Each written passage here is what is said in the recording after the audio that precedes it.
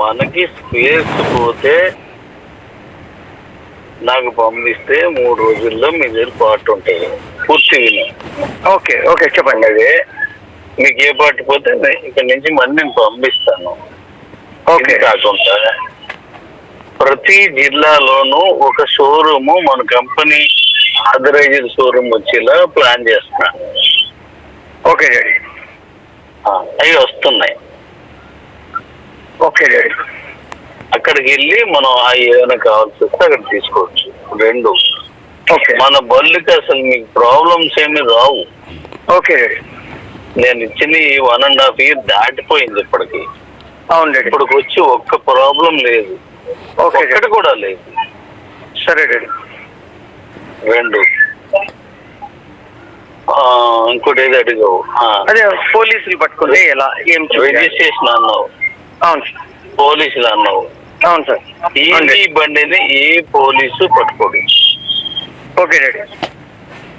ఇది electrical vehicle అంటే సరిపోద్ది. హెల్మెట్ పెట్టుకుంటే చాలు. Okay daddy. అది పెట్టుకోవడానికి రూల్ లేదు. పెట్టుకోమని మనకు ఆడే చెప్తాడు. పెట్టుకో నీ గురించి చెప్తున్నా అంటాడు. ఎలక్ట్రికల్ వెహికల్స్ మీద సెంట్రల్ గవర్నమెంట్ జీవో ఉంది. దాని మీద ఏ కేసులు రాయకూడదు. Okay daddy. కాబట్టి వాళ్ళు పట్టుకోరు దాన్ని.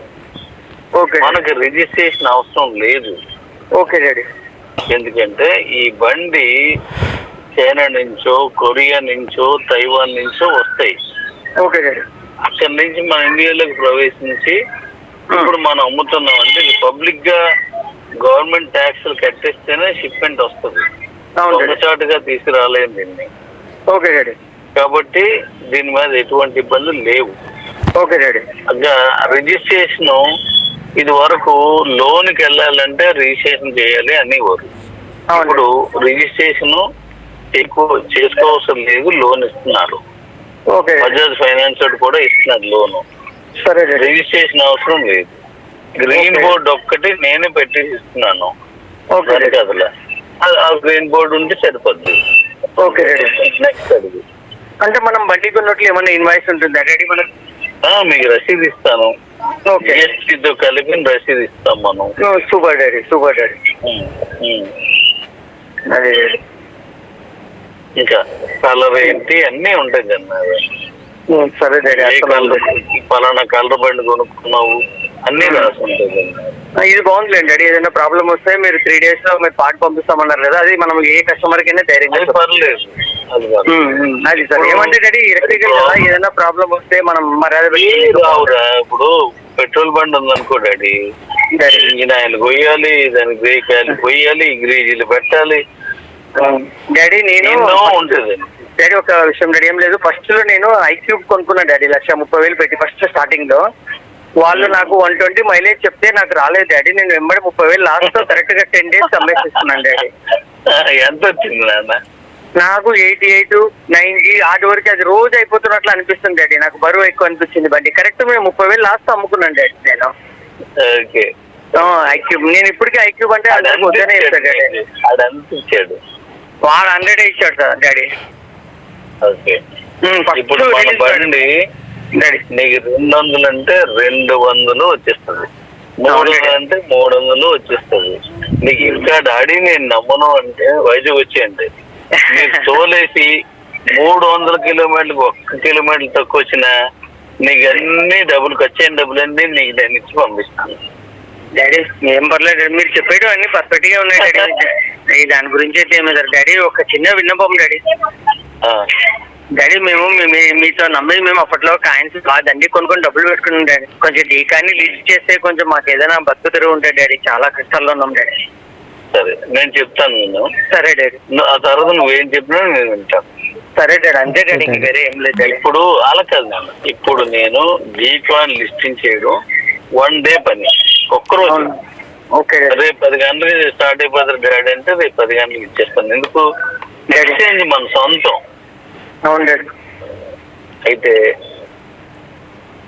రేట్ ని ఇప్పుడు మన దగ్గర ఉన్న వాళ్ళందరూ కూడాను అమ్ముకోవడానికే ఉన్నారు అందరూ. అవును డాడీ. నీలాగే అందరూ కూడా అమ్మేద్దామని ఉన్నారు. ఓకే. మరి అందరూ అమ్మేస్తే ఏటవుద్ది? కాయిన్ రేట్ కింద పోతుంది, డౌన్ అయిపోతుంది. ఫెల్ డౌన్ అయిపోద్ది కాయిన్ రేట్. అప్పుడు మీరు నష్టపోతారు పూర్తిగా. వేరే ఎక్స్చేంజ్కి ఏమైనా ఇవ్వాలనుకొని ఇచ్చామనుకో, మరి ఆల్రెడీ మనం కేబీసీ ఒక దాంట్లో ఇచ్చాం, చూసా కదా. అందరూ వీళ్ళు ఒకేసారి అమ్ముకుంటే ఏమైందో పడిపోయింది. అలాగే వేరే ఇంకా వేరే ఇచ్చాం అనుకోండి, అక్కడ మన కమ్యూనిటీ ఉండదు. డాడీ మీరే ఏదో ఒక పరిష్కారం చూడండి డాడీ దీనికి. పూర్తి వినరా? సరే డాడీ. ఒక ప్రశ్న వేసావు, నేను దానికి 10 నిమిషాలను 20 నిమిషాలను చెప్తాను. మీరు చెప్తున్నారు నాకు ఫేవర్ చేయాల్సింది వినడం, సరే డౌట్ వస్తే అడగడం. సరే డాడీ. ఇప్పుడు నేనేం చేస్తున్నాను, నీ దగ్గర ఉన్న కొనుక్కొని పర్చేజ్ డి కాయిన్స్ ని ఇప్పుడు అమ్మొద్దు, నేను చెప్పినప్పుడు అమ్మితే మీకు డబ్బులు వస్తాయి. సరే డాడీ. మీ మైనింగ్ కాయిన్స్ అమ్ముకునే ఛాన్స్ ఇస్తాను. మనం చెప్పాను జూమ్ లోకి వచ్చావు లేదు, వచ్చాం డాడీ వచ్చాం. రేపు చాలా క్లియర్, చాలా విలువైన సబ్జెక్ట్ చెప్తున్నాను. అవును డాడీ, శుక్రవారం 10 తారీఖు చెప్తున్నారు డాడీ. అవును అవును. అయితే మీ దగ్గర ఉన్న మైనింగ్ కాయిన్ రిలీజ్ చేస్తాను. ఇప్పుడు నువ్వు బండి కొన్నావు అనుకో, కొన్ని సంవత్సరాలది నీకు ఇచ్చేస్తాను. సరే, మళ్ళీ ఎవరు తీసుకుంటారా కాయిన్? కంపెనీ తీసుకుంటది, మళ్ళీ బలుగు ఉన్నప్పుడు తీసుకోమని. ఇప్పుడు 25,000 తీసుకుంటున్నాను కదా, అలాగే అది తీసుకుంటాను అన్నమాట. నీకు డబ్బులు వస్తాయి. అర్థమైందండి. అలా మీకు అది మైనింగ్ కాయిన్స్ అన్ని మీకు కొంచెం కొంచెం ఇచ్చేస్తాను. సరే, 100 సంవత్సరాలు వాటిని ఉంచడం కంటే వర్క్ చేసిన వాళ్ళందరికీ ఇస్తే మంచిది కదా. వర్క్ చేయని వాడికి ఇస్తే అడిగి ఏం పోయింది, ఎంత రేటుకి వస్తే అంతగా అమ్మేస్తాడు. వర్క్ చేసిన వాడికి ఇస్తే కష్టం తెలిసిన వాడు కాబట్టి కరెక్ట్ గా చూసుకుని అమ్ముతాడు. సరే డాడీ. ఓకేనా? Okay daddy. అందువల్ల కొద్దిగా సరే వెయిట్ చేస్తే మీకు మంచి డబ్బులు వస్తాయి. కొద్దిగా వెయిట్ చేయండి. సరే డాడీ. ఇంకా అడగండి. అదే డాడీ, ఇప్పుడు జస్ట్ ఒక కరీంనగర్ నుంచి ఒక 2 వెహికల్ కావాలని ఫోన్ చేసిండు డాడీ ఒక పర్సన్. డాడీ చెప్పు. నాకు 2 వెహికల్ కావాలి సార్, డాడీతో మాట్లాడిపిస్తారా ఏంటి?